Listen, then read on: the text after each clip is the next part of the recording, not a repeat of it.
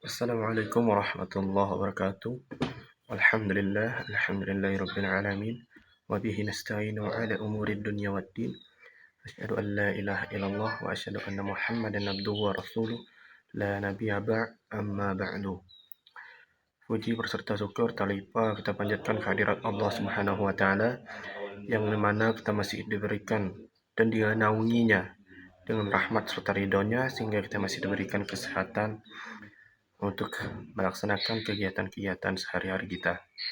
Salawat beriring salam tak lupa kita hadiahkan kepada junjungan alam Nabi Muhammad SAW dengan mengucapkan Allahumma salli ala Sayyidina Muhammad wa ala ali Sayyidina Muhammad.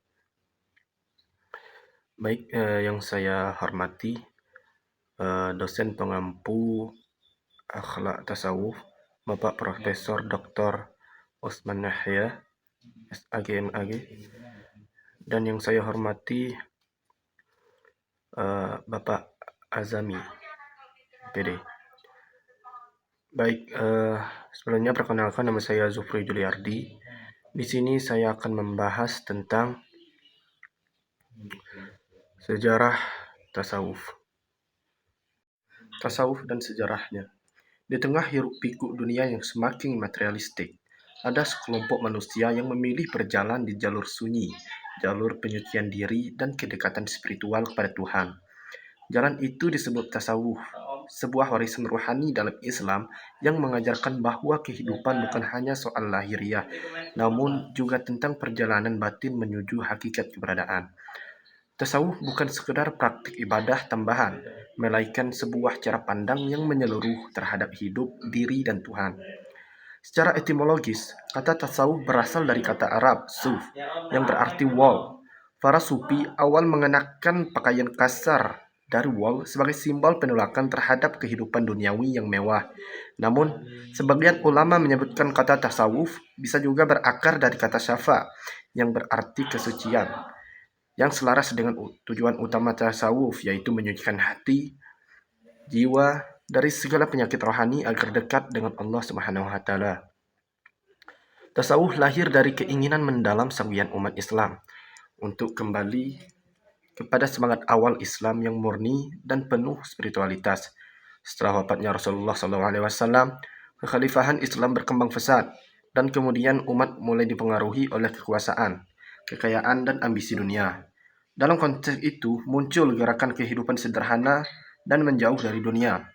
Para zahid ini mengisi hari-harinya dengan ibadah, zikir, dan renungan tentang akhirat. Mereka adalah cikal bakal para sufi. Salah satu tokoh awal yang berpengaruh besar adalah Hasan al-Basri. Ia dikenal karena ketakwaannya, rasa takut yang mendalam kepada akhirat, dan ucapan-ucapannya yang penuh hikmah. Dari Hasan al-Basri hingga Rabi'ah al-Adawiyah, tasawuf mulai menemukan bentuknya. Rabi'ah seorang perempuan sufi dari Basrah, memperkenalkan konsep mahabbah, yaitu cinta murni kepada Allah Subhanahu wa taala.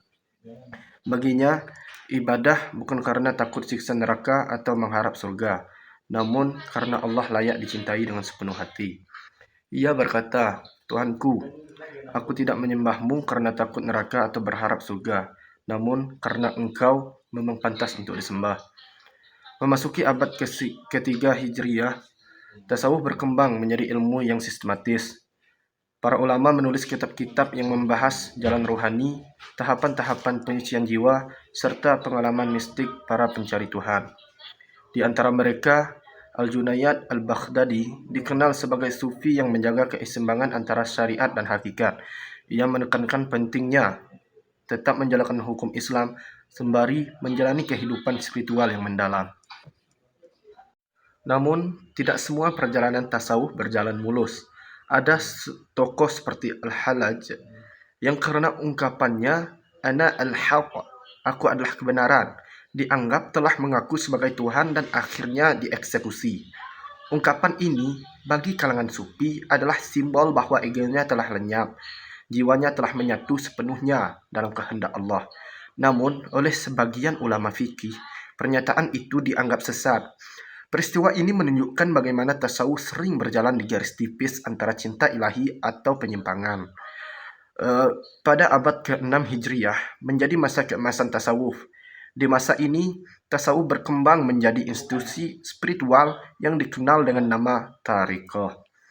Tarikah-tarikah ini seperti Qadariyah, Naqsabandiyah, Saziliyah, dan lainnya memiliki sistem pengajaran tersendiri dengan bimbingan dari seorang mursyid atau guru rohani kepada murid atau murid spiritual.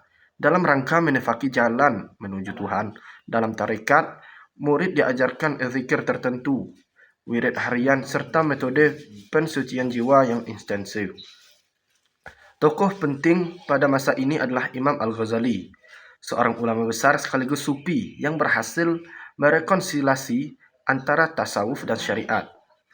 Dalam kitabnya yang monumental, Ihya Ulumuddin, Imam Al-Ghazali menegaskan bahwa tasawuf adalah ruh dari agama Islam. Ia menolak praktik tasawuf yang lepas dari syariat dan sekaligus mengkritik para ulama fikih yang terlalu kaku dan kehilangan dimensi batiniah Islam. Tasawuf menyebar ke seluruh dunia Islam. Para ulama sufi datang bukan dengan pedang, tetapi dengan kelembutan hati, kesantunan, dan pendekatan budaya. Wali Songo adalah contoh nyata dakwah sufi yang berhasil. Mereka menggabungkan ajaran Islam dengan budaya lokal, menciptakan harmoni, bukan benturan. Namun, di era modern ini, tasawuf menghadapi tantangan. Munculnya gerakan reformis dan salafi yang menekankan pemurnian akidah seringkali melihat tasawuf dengan kecurigaan, bahkan sebagai bid'ah atau bentuk penyimpangan. Di sisi lain, banyak juga umat Islam yang merasa lelah dengan kehidupan modern, yang kosong secara spiritual, lalu mencari makna melalui tasawuf. Lahir pula bentuk baru yang disebut Neo-Sufisme, yaitu pendekatan tasawuf yang tidak terikat pada struktur tarikat, namun tetap menekankan penyucian jiwa dan kedekatan kepada Allah. Neo-Sufisme berusaha menjawab tantangan zaman tanpa kehilangan ruh tasawuf yang sejati. Tasawuf mengajarkan bahwa hidup ini bukan sekedar mengejar dunia, melainkan tentang mengenal diri dan mengenal Tuhan. Dalam perjalanan spiritual, seorang diajak untuk mengenali nafsunya, menundukkannya, dan kemudian memurnikan hatinya agar menjadi cermin cahaya ilahi. Ini adalah proses yang sangat panjang, sunyi, dan penuh ujian, namun juga indah dan penuh kedamaian. Di akhir perjalanan, seorang sufi tidak mencari kekuasaan, tidak haus pujian, tidak tergila-gila dunia. Yang ia cari hanyalah wajah Tuhan, ridhonya, cintanya, dan keberadaan hakiki bersamanya. Tasawuf adalah seni mencintai Tuhan, dan dalam cinta itu segala sesuatu menjadi berarti. Baik, demikianlah pembahasan terkait materi saya pada kali ini. Saya akhiri dengan billahi taufiq wal hidayah. Wassalamualaikum warahmatullahi wabarakatuh.